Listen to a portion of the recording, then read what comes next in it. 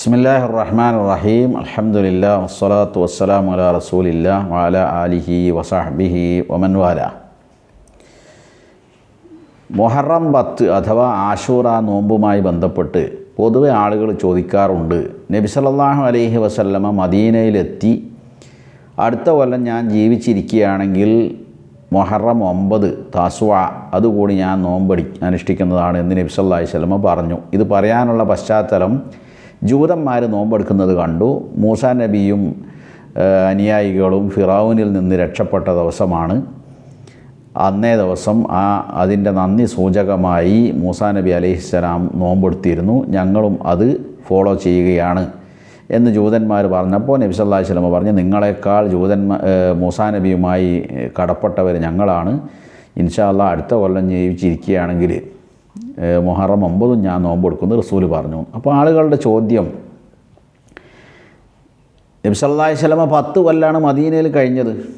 അപ്പോൾ ഈ 10 കൊല്ലത്തിൻ്റെ ഇടക്ക് നബി സല്ലല്ലാഹു അലൈഹി വസല്ലം ജൂതന്മാർ നോമ്പെടുക്കുന്നൊന്നും കണ്ടില്ലേ, ശ്രദ്ധയിൽപ്പെട്ടില്ലേ?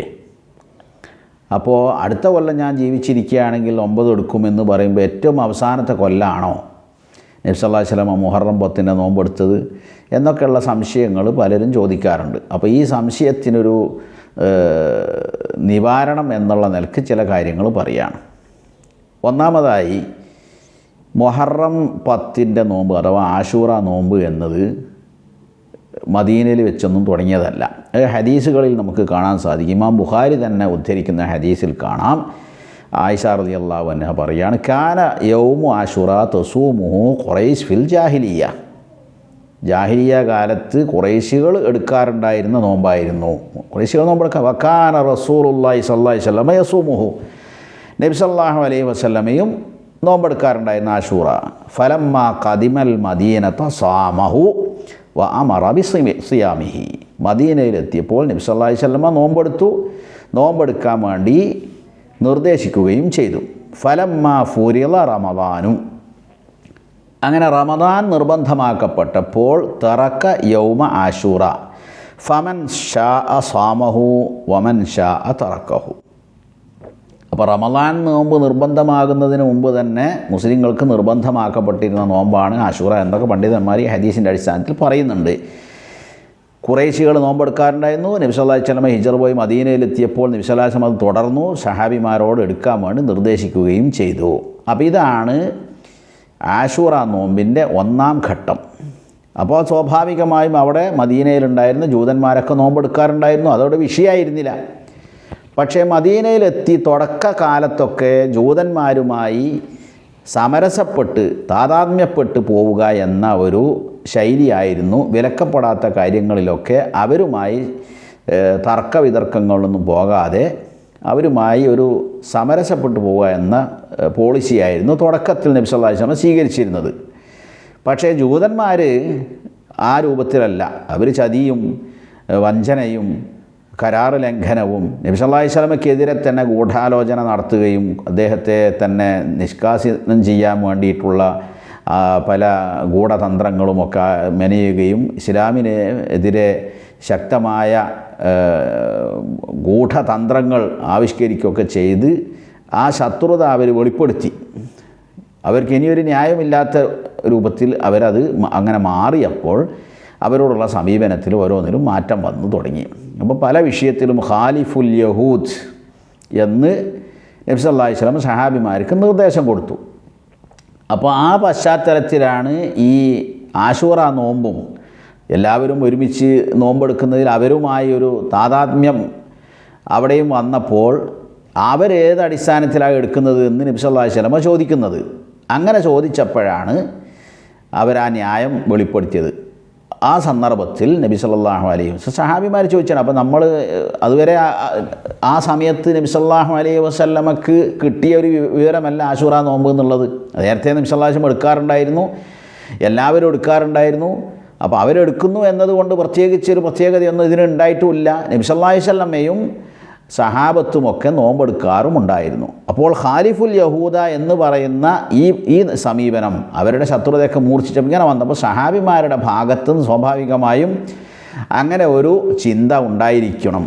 അപ്പോൾ ആ അടിസ്ഥാനത്തിൽ നബി സല്ലല്ലാഹു അലൈഹി വസല്ലം വിശദീകരിച്ച് കൊടുക്കുകയാണ്. അവരെ ആ വിവരം പറഞ്ഞപ്പോൾ എങ്കിൽ ലഇൻ ഇഷ്തു ഇലാ ഖാബിലിൻ ല അസൂമന്ന താസിഅ, അടുത്ത കൊല്ലം ഞാൻ ജീവിച്ചിരിക്കുകയാണെങ്കിൽ ഞാൻ ആശൂറ 9 എടുക്കും എന്ന് നബി സല്ലല്ലാഹു അലൈഹി വസല്ലം പറയുകയുണ്ട്. ഇമാം ഹാഫിദ് ഇബ്നു ഹജർ അസ്ഖലാനി ഫത്ഹുൽ ബാരിയിൽ ഇക്കാര്യം പറയുന്നുണ്ട്.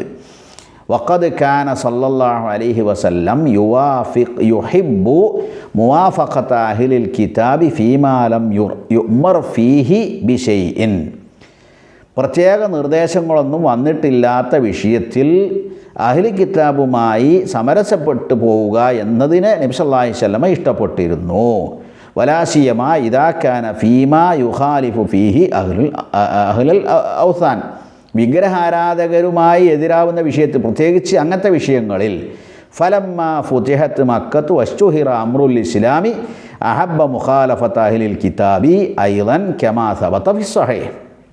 എന്നാൽ മക്ക വിജയത്തിൻ്റെയൊക്കെ ശേഷം നേരത്തെ പറഞ്ഞ പോലെ ജൂതന്മാരുടെ പകയും അവരുടെ വിദ്വേഷവും അവരുടെ ഗൂഢതന്ത്രങ്ങളും കരാർ ലംഘനവും ശത്രുതയും ഒക്കെ വെളിപ്പെട്ട് വളരെ പ്രത്യക്ഷമായി തീർന്ന ശേഷം അവരുമായിട്ടുള്ള ഇടപഴകലിലൊക്കെ വ്യത്യാസം വന്നു. അങ്ങനെ അതിനു മുമ്പ് ഫവാഫഖഹും അവ്വലൻ, അവരുമായി ഒത്തുപോവുക എന്നതായിരുന്നു ആദ്യത്തിൽ.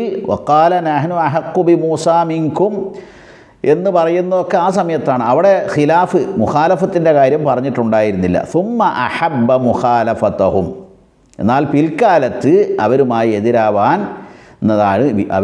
എതിരാവുന്നതാണ് അവിടുന്ന് ഇഷ്ടപ്പെട്ടത്. ഫഅമറ ബി അൻ യുളാഫ ഇലൈഹി യൗമുൻ ഖബ്ലഹു വ യൗമുൻ ബഅദഹു ഖിലാഫൻ ലഹു. ഒന്നുകിൽ ശേഷം, അതായത് ആശൂറാവിന് ശേഷം ഒരു ദിവസം അല്ലെങ്കിൽ മുമ്പ് ഒരു ദിവസം.